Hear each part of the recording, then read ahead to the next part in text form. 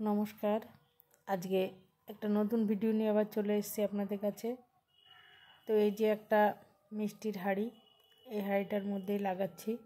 তলায় একটা ছিদ্র করে নিয়ে একটা পাথর দিয়ে সুন্দর গুঁড়ো মাটি দিয়ে তো কটা চারা দেব। চেরি টমেটোর চারা, এগুলো খুবই 20 টাকার চারা দিয়েছে মনে হয়। 8-10টা চারা বীজ হবে, চোখে দেখা যায় না।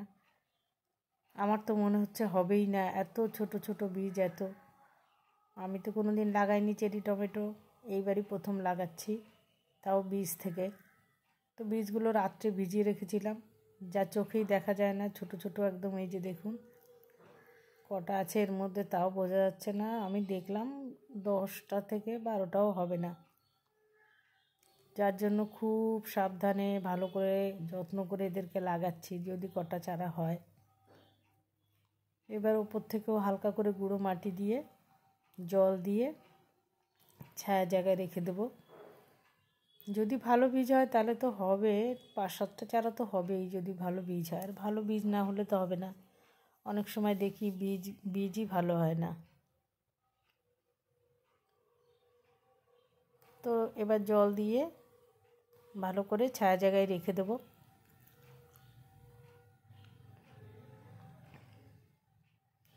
এই যে মনে হচ্ছে কটা চারা হয়েছে, সবগুলো এর মধ্যে কিন্তু চারা না, এর ভিতরে আবার ঘাস ফাস এটা ওটাও আছে। আর একটু বড় না হলে বোঝা যাবে না কটা চারা উঠলো। এখন বোঝা যাচ্ছে এই মনে হয় 6-7টা চারা উঠেছে। এর ভিতরে আবার এই যে ঘাসের ইয়েটি অনেক কিছু আছে, 5টা না 6টা দেখতে পাচ্ছি। তো এত ছোট বাড়ছেও খুব আস্তে আস্তে। তা ভাবছি এরকম হলে তো হবে না, তো আজকে তুলে ছোট কাপে আজকে লাগিয়ে রাখবো। তারপরে 1 সপ্তাহ হলে এটা একটু বড় হবে, তখন টবে লাগিয়ে দেবো। কোনো চারা খুব ছোট থাকলে বা বাড়তে না চাইলে এই পদ্ধতি করতে পারেন। এভাবে গাছ খুব তাড়াতাড়ি বৃদ্ধি পায়। 1 সপ্তাহের মধ্যে এটা লাগানোর উপযুক্ত হয়ে যাবে।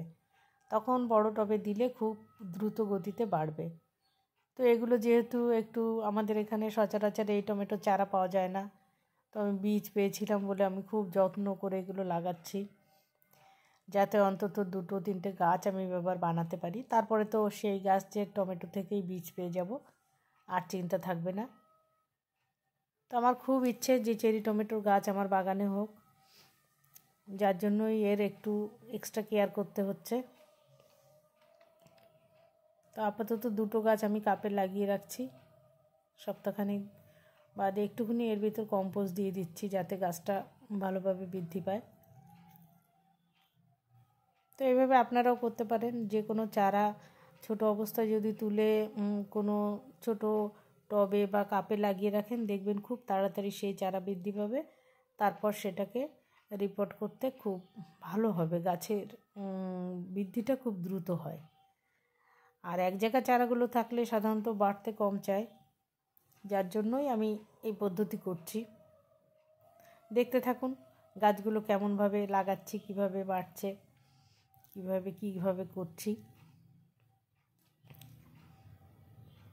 তো এই সপ্তাহখানেক বাদে দেখুন গাছগুলো বেশ সুন্দর, যেমন ছিল অনেক ভালো হয়েছে। তা আজকে ভাবছি লাগিয়ে দিই। এই টবটার নিচে অনেক পাতা টাতা দিয়ে অল্প মাটি দিয়ে ভরেছি, কারণ গাছটা খুব একটা বড় না। গাছ একটু বড় হলে তখন আবার এর উপর দিয়ে মাটি দিয়ে দেবো।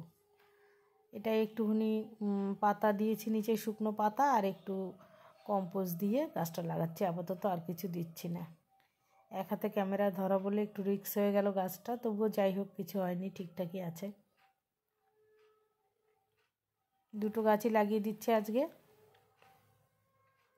আর যেগুলো ছোট আছে সেগুলোকেও এই একই পদ্ধতিতে একটু পরে পরে লাগাবো।